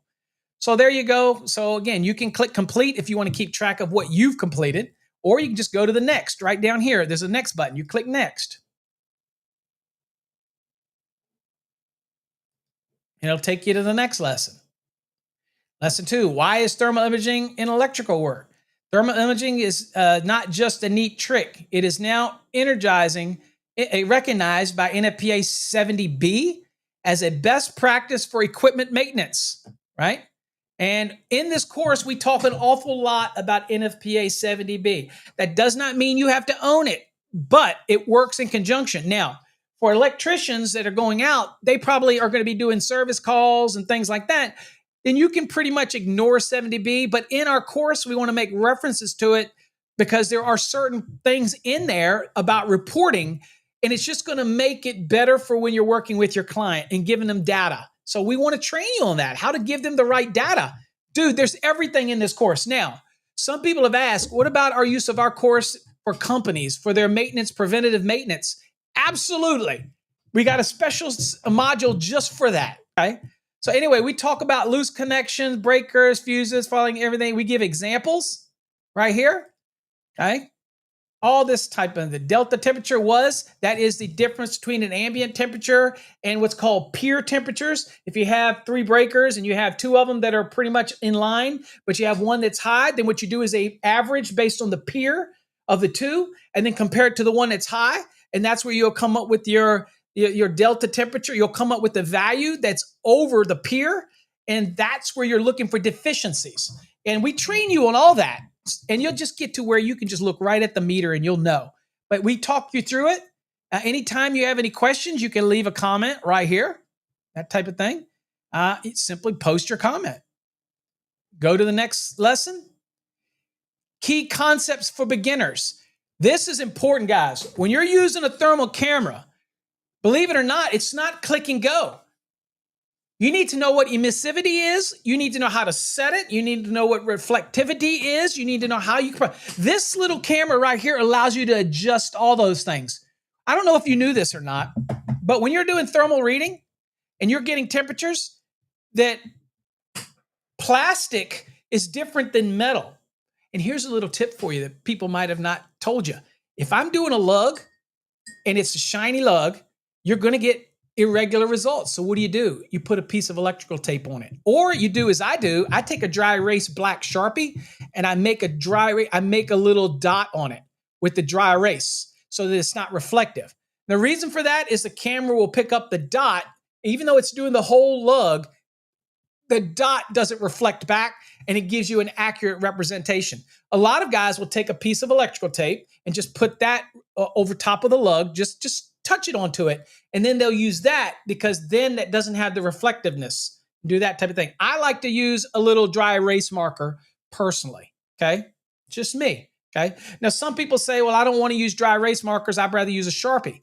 Use a Sharpie. Did you know that you can use dry erase markers and write it over top of a Sharpie's mark and use that to wipe it away? Yeah. Just be careful because if you do this on lugs, the lugs are energized. So we have a module in there about safety and PPE and all that kind of stuff because we want you to be safe. That type of, we cover everything in this course. Okay. So anyway, that's what we got going on. And you see here, it's very detailed. Okay. We give some examples. Okay. Temperature reading. What does that mean? AT is the difference in temperature between a component versus ambient air, or one component versus a similar component under the same load. For example, why is AT critical? And you learn these terms, okay? Absolute temperatures don't tell the whole story. A conductor at 120 degrees Fahrenheit might be safe if rated for 90 degrees C. But if it is 40 degrees F hotter than the identical neighbor, it indicates a problem. Example, you're doing a thermal inspection, a 480 volt panel. It has 2 phases reading 105 degrees Fahrenheit, and one phase reads 145 degrees. So this is phases like a 3-phase application, right? It says the 40 degrees F, okay? The 40 degrees FAT, that is the difference in the two, signals a probable deficiency, even though 145 is below the insulation's limit. So that sends you, as a technician, you're thinking, Paul, I don't want to cry wolf. They're fine.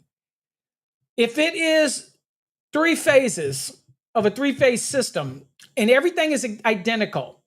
It's supposed to be a balanced load. So that tells me, are the conductors the same length? Are they meeting the same characteristics?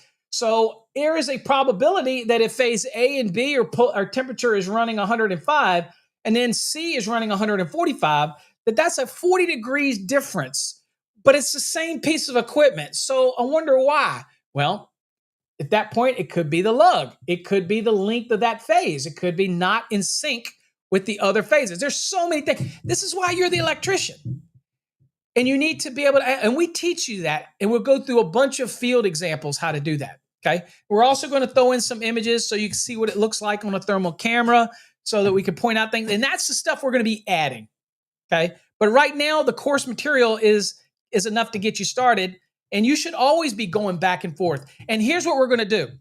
Also, on the announcement page, okay, I'll show you back where we're at. The announcement page will let you know what is updated. Like we'll say edition blank added something to this so that you can go back and constantly be aware of the update. Nope, we've never done that before. We're definitely doing that now because we see the need for perpetual updates. Now, not when it comes to exam prep, because that doesn't change. These are all the other courses that we're going to be offering, okay? So as we make changes. Now, see this emissive, the values? I can tell you right now they change. Like for plastic, 0.95, whereas for metal, it might change to 0.83.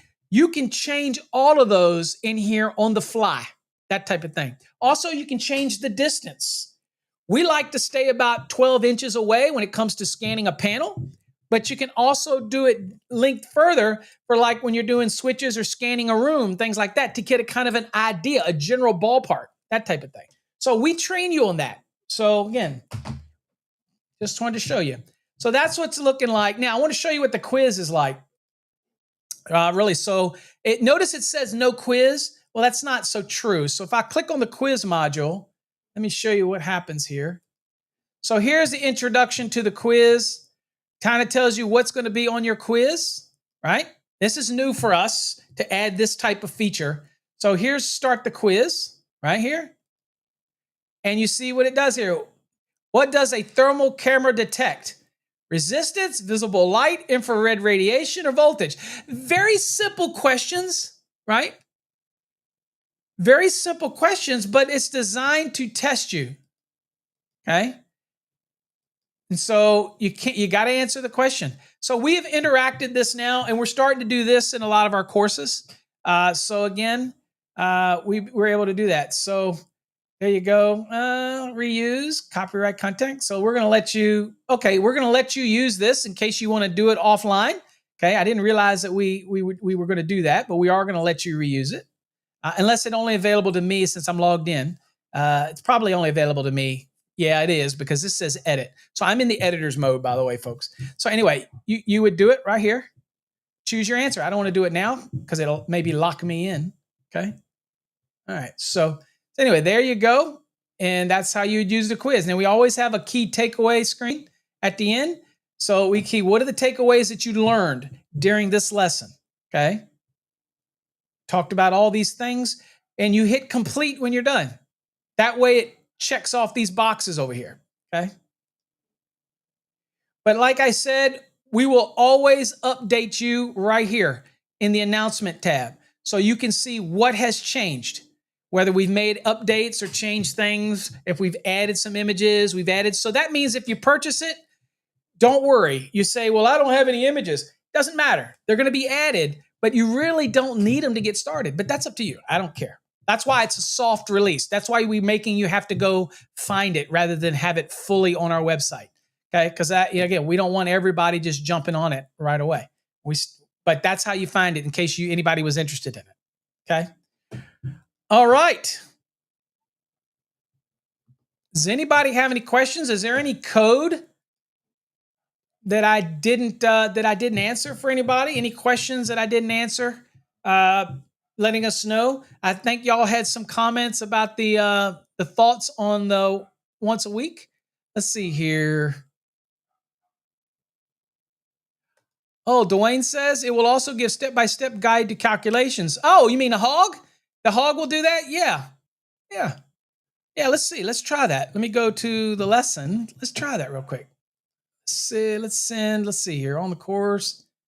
Let's share this tab. Okay, let's ask it. It says, can you give me a step-by-step calculation for what do I want? A step for sizing a conductor for a 25 amp continuous load branch circuit. Okay. All right. Let's just ask it. I don't know. I'm always trying to break the damn thing. And it learns. It continually learns, by the way. So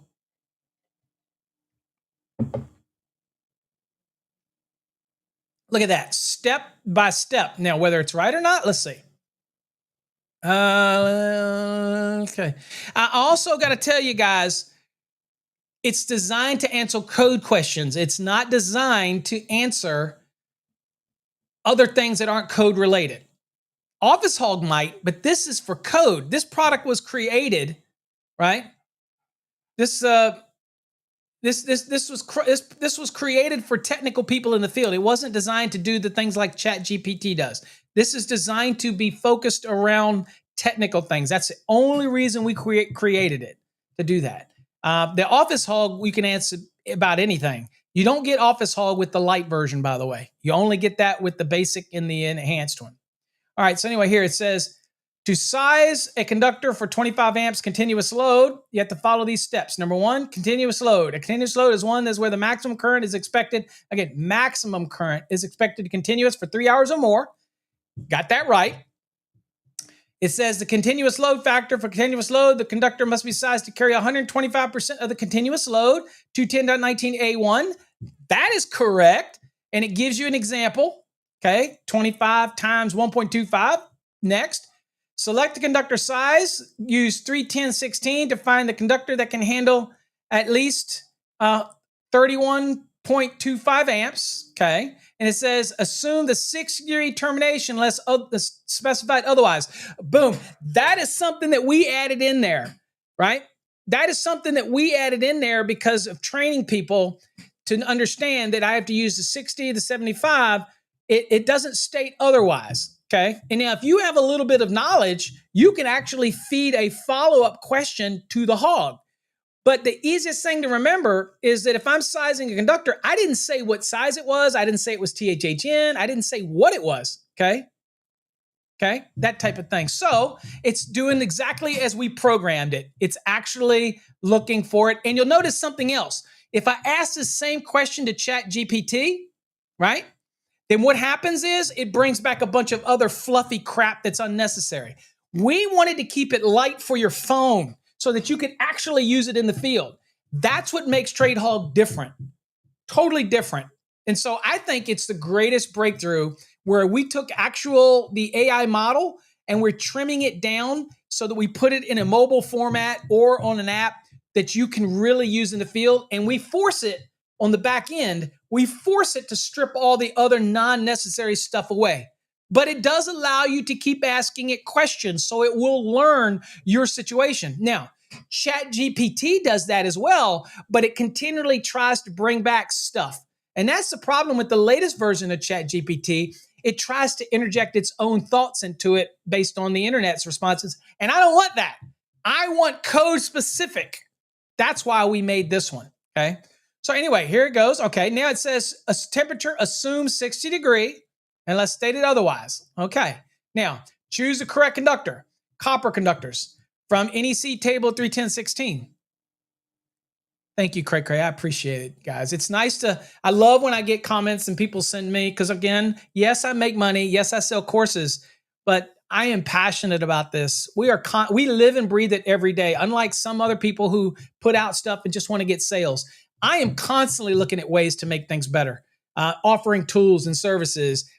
Also, that's why on our website, I gave you 4 ways to get to us. That's why I answer questions for people on weekends. Even after hours, we're closed. Dude, I'm spending time with my family, but you're important to me. Tell me one other educator that does that. Find me one. Just one. Find me one educator who gives you their phone number to their company, text message, chat, you can email me, all of that built in. Find me one guy that does that. You won't. I promise you, you won't. Hate me if you will. I got my haters, but you won't find anybody that's trying to help you as much as we do. All right, so there you go. So from 31016, it says a 10 copper has an ampacity of 35 amps under the 60 degree. Okay. All right, we're going to go verify that real quick. Okay. All right, so let's go look at the NEC. All right, and this is the one I want to see if this one's the one that shares this one. Let's see. God, I'm about ready to screw it up, guys. Let's see here. Oh, I had one chance and I got it right. All right, good deal. So what I want to go is to 31016. If you want my personal opinion, guys, on the coffee hour, just based on my experience, if you want my opinion, I think that once a week, because I never can keep it to an hour. I think once a week with up to 2 hours, coffee hour up to 2 hours is probably the best because it allows you a week to prepare. It allows you time to submit things in advance that you'd like to hear on the next upcoming show. And it also would allow us possibly on the website, like Fast Tracks Tube, to put something up there that says what the topic will be for the next week and that type of thing. And it gives us a little more time to prepare. But that's just my opinion. And if I promise you that I will churn out additional what we call mini courses for sale on our website, make them affordable, then to be honest with you, my board of directors is probably right. I probably should spend more time because I can create courses. I am intimate with our system. I know how to create things quickly, that type of thing. So I'm just saying, it's just me. All right, so let's see here. And we'll see where we think the hog is wrong. Because you're going to go to the code and look at this. You're not just going to take the code, you're not just going to take what they say verbatim. All right, so let's look at here real quick. And I disagree with the hog. So here's 31016. Here's the 60-degree column. It says that the conductor's rated 10 is rated for 35 amps at 60, okay? Or here's the 10. I see 30. So watch. Now, this is why you don't take it at this is why it's got to learn. Now watch. I'm going to go back to the lesson.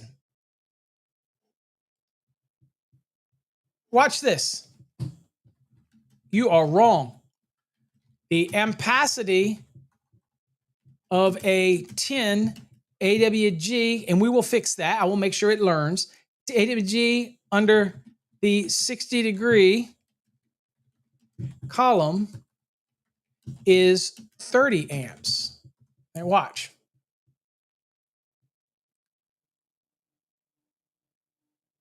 And look what it did. It says, let's correct that following the 2020 guidelines for sizing a conductor. It automatically went back. Everything stayed the same. Here, temperature rating under the 60. Here, it says 31016. The 10 is good for 30 amps, which is insufficient for 31.25 amps. Next size up means you go up to an 8 if it's under the 60, okay?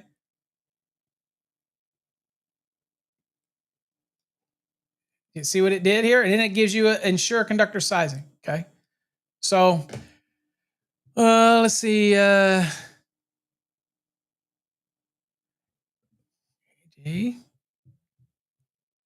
don't understand what you mean, AJ. Let's see here. So, AJ, first of all, I can show you why we're not doing copyright infringement. I can tell you 100% why. And I can tell you why we haven't been sued, okay? Right here. It says, I have a big problem with AI being restricted to following the code due to copyright infringement. I had one of the other day and I had not accepted informational note. So here's the deal. If the information is publicly available on the internet and it's not restricted, oh, I know, not me. I'm just talking general because I hear that. There's a rumor going around that there is a chance to make all of this stuff public. So believe it or not, NFPA, you get access to all of the code cycles. All of the code cycles. Oh, you mean posting something in the chat? It gave you a notice copyright? Yeah, that's quite possible. The problem is when it comes to AI models, the thing about it is that if it's available in the public domain and like NFPA, they make available a public version to be able to look at and do for free. So it's hard for them to come after anything like this models. Now, one thing that NFPA could do is they could turn off the bots from going in and pulling the data, right? The bots. A lot of companies, training educators do that. We do not. I don't have a problem with the bots coming in and pulling out stuff from our lessons, because if I can help people learn, I want them to learn. I don't care if the bots need to get smarter. All right, that type of thing. So, for example, in this one, we will fine tune this one and make it even better. I can promise you, I will make sure Jeff gets on that right there. Now watch. We just did this. So let's see here. Let's clear this and start over again. So this was a question that I asked, right? Now watch this. Copy. Now let's clear it all out. Start fresh. Okay. So I'll go away from this page real quick. Watch. I'll go to the latest questions. Let's go here. Let's go to navigate. I want to show you something. So this is the personal hog right here, just in case you didn't see it. Here's office hog. He looks different, right? This is where you can ask other things like, when are my federal taxes due? Yada, yada, yada. How to handle bad customers. You know, that's what this one's for. Okay. That's what this one's for. Right. Yes, it's the Ant Bank. You might be able to find it other places, but that's the one that we use. That's the one that we use. Okay. Prices will vary where you're looking. Okay. Just be careful if you do some importers, because I know people have gotten burned on that. So be careful, but you can find some good deals on it. Probably cheaper than us. But the fact of the matter is, I have to buy through a distributor. All these people that are selling can sell direct, and I have to buy through a damn distributor. That type of thing. And I'll show you that real quick. Hold on here. Let me show you. I'll show you that to you real quick, just to show you. Let's see here, right here. See, here's Ant Bank, right? This is the website, right? And you go under their products collection, thermal cameras. And here you can buy the thermal camera from them. This is the other neat one we're going to be showing in another episode. This plugs right into your phone. It's not that bad. It's not as rugged as this. Okay, this is the rugged boy right here. But you see that they even sell it for $199. So we sell it for $179. Okay. So basically we sell it at the distributor price. Some people that work with the factory can sell it less. And if we can find a deal and get a deal like that where we can get them in bulk, then we'll try to do that. But that is the company right there. Okay. And those are the prices. Right. So people wonder. So that's why we do it that way. Okay. All right. So anyway, let's ask that same question now after we've trained the hog a little bit and see what the hog comes back at. And if it isn't, then what I'll do is I'll have Jeff jump on that right away.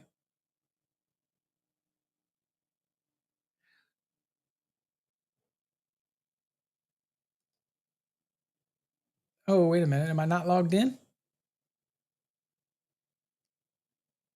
Oh, not supporting that module. Oh, no, I wasn't. I'm asking it a question that's not part of the trade hog. Sorry about that. That's the office hog. It doesn't have a parameter for that.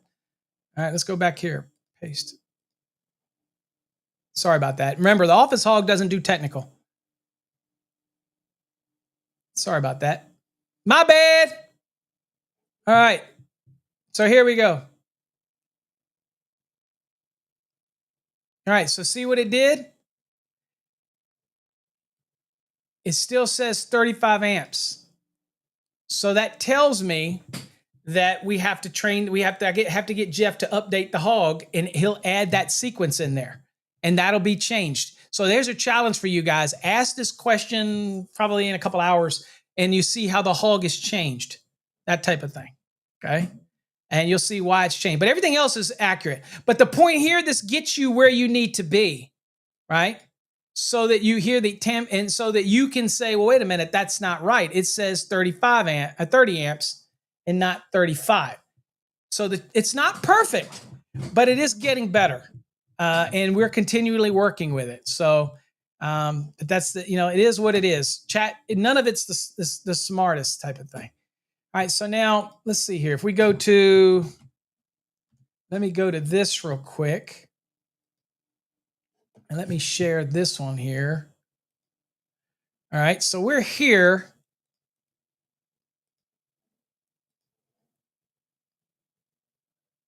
And let's see here. This is a different model. And we'll install this model. So this is our back-end test model.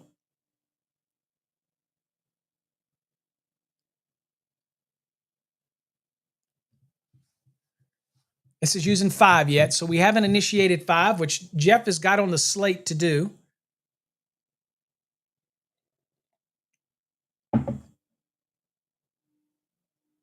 All right, it's thinking. It's doing a lot of thinking in the background.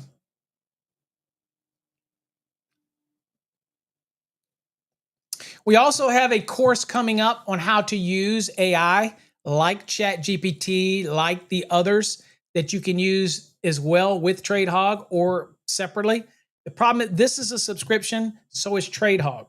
So the $9.95 is a light one. If you're going to have this one, then I'd get light TradeHog because it's more specific and it's more reliable. And we're going to train the model even more. But this is another one, okay?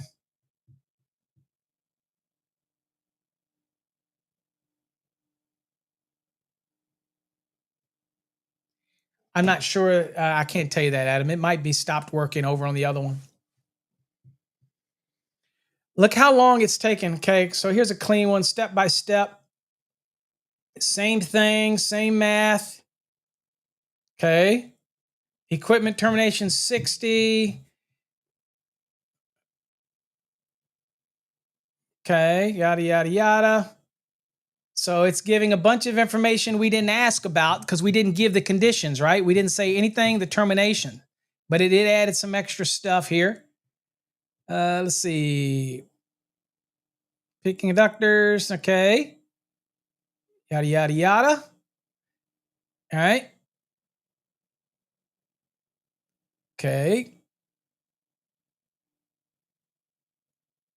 Okay. You see what trade was doing?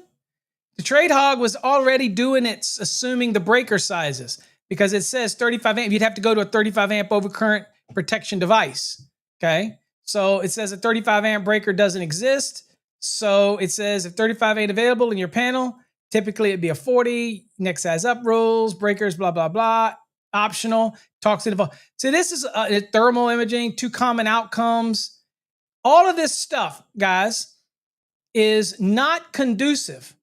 Okay. So one thing you'll notice on here, it doesn't say the conductor size. It automatically assumes that it's THHN. And so it didn't. Now here it talks about right here. It says 60-degree column. Okay. It does say it's 30 amps, too small.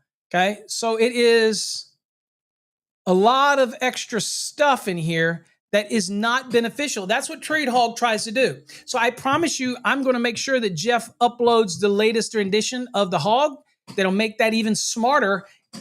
Probably an hour after we're done, I'm going to have Jeff click the button. It's already waiting for 5 to be released. He just hasn't clicked that button yet. And we're going to ask for it to be even more detailed. Okay. So it's just going to get smarter, guys. I promise you. It's TradeHog is the way to go. Even if you go with the $9 one, it's the better one. I prefer you to go with the annual. That way you don't have to worry about a monthly reoccurring bill, but that's your choice, that type of thing. But you see how you can use it. This went into a lot of extra detail that was unnecessary. And in the field, it's going to be on your phone. It's going to be long and drawn out. And it's not conducive. So what we tried to create was a light version that works better on your mobile device. That's what we tried to do. Okay. That's what we tried to do. And so we're constantly fine tuning it. And so they just released ChatGPT 5. So we have to train our model to rip out the BS. So I think Jeff's already been working on it because I think it's only been out a couple weeks. So look for that update to be in there very shortly. And I can tell you within an hour, I'll have at least some of it updated because that was already on my task today since I knew we were going to talk about TradeHog. But other than that, any other questions? But you should be, if you don't use TradeHog, that's fine. I mean, I don't care, but you should be incorporating some type of AI into your decision making. But remember, don't take everything it says as gospel. Okay? Don't take it as gospel. Use the answers to work with your code book. So if you're in the field, you should have link on your phone. You should have the code book on your phone or in your truck. Don't try to rely on the memory, guys. It's not worth it. Okay. All right. So do me a favor before I let y'all go. We'll do some couple of name drawings real quick. But before I do let y'all go, do me a favor. Go ahead and send to me. And you can use Let's Ask Paul, because I showed you how to do that.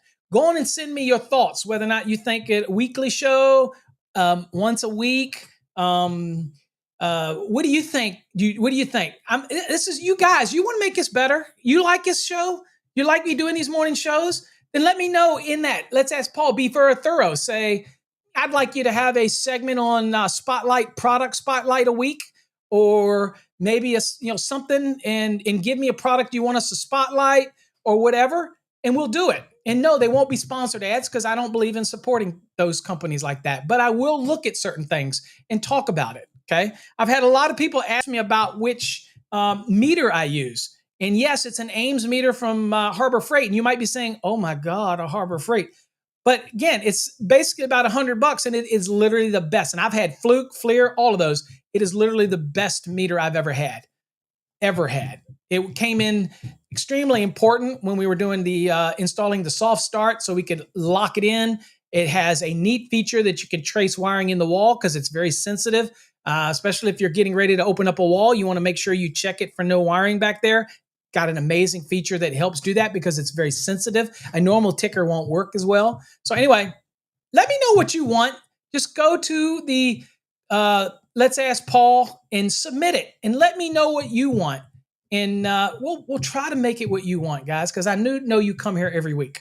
Okay. All right, let's do some contest giveaways real quick. Let's spin the wheel.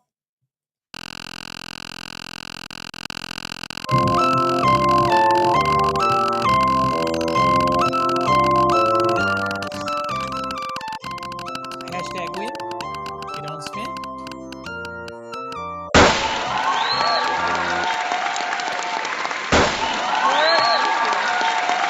I don't know if you've won this before, but do you want a wire waffle?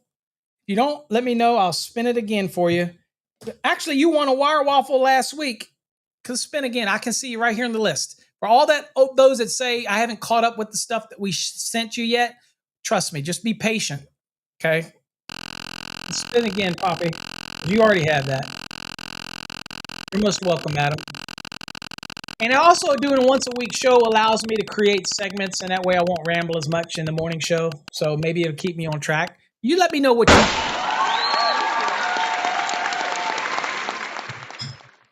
Maybe I'll do a poll, and you can. I'll do a poll maybe on the website or something. Come up with that. All right, Poppy, Trade Hog. We just were talking about Trade Hog. All right, so we'll get you set up. Well, if you win at the end of this month on the drawing, okay, then we'll get you set up. For all of you that emailed us that won Trade Hog, your username you want, your email, and all that stuff. Just be patient. We're trying to get that set up. So again, relax. Just because I don't respond to you when you send something to winner does not mean we didn't receive it. Okay. I should put a auto responder. Said we received it. Maybe I'll do that. I'll set up an auto responder that says we received your email. That way you can rest, because I'm getting people sending me emails going, did you get it? Did you get it? Did you get it? Maybe I better set up a responder, because trust me, if it didn't bounce back to you, we got it. All right, these hat clips are going like crazy, guys. People are seeing the benefit of having their website or their payout system on here. I'm going to have one at Chicago.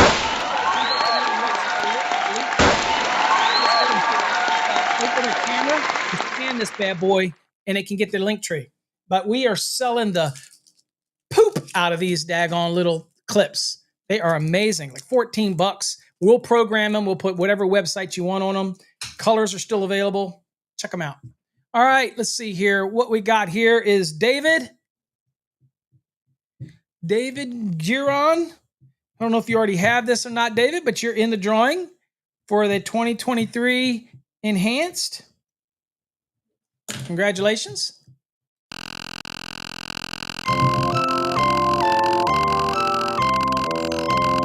And yes, we will be putting a thermal course on the giveaway. I know somebody was dying to ask that. I'm not going to give away a camera.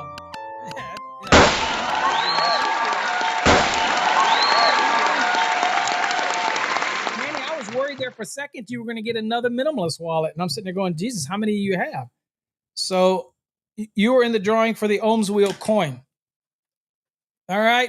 All right. We're going to cut it short today, guys, for the spins, because I got to let you get out of here. We're already almost 2 hours into this thing. But anyway, folks, we'll make changes. Do me a favor. Go to the website. Let us know what you want. If you're interested in that thermal course, again, it's very simple, but you got some steps, but it will be available soon. One more spin. You know what? I can't resist you guys. One more spin. One more spin. I can't resist. I have child support to pay.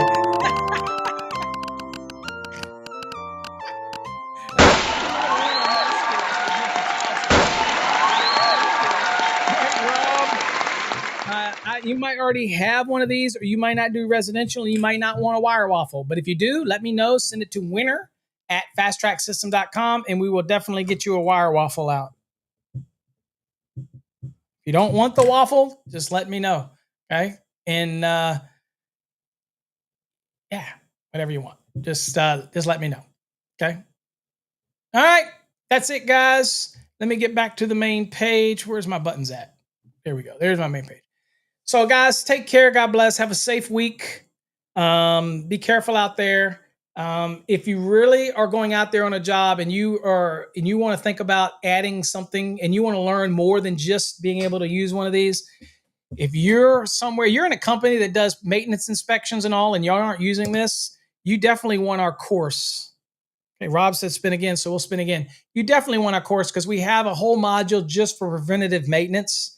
And I can tell you right now, one of the biggest things about is those parallel sets where one of the conductors is running hotter. It usually means that one is pulling too much, or that phase is pulling too much. It's not a balanced system, or the conductor is too long, or something's wrong.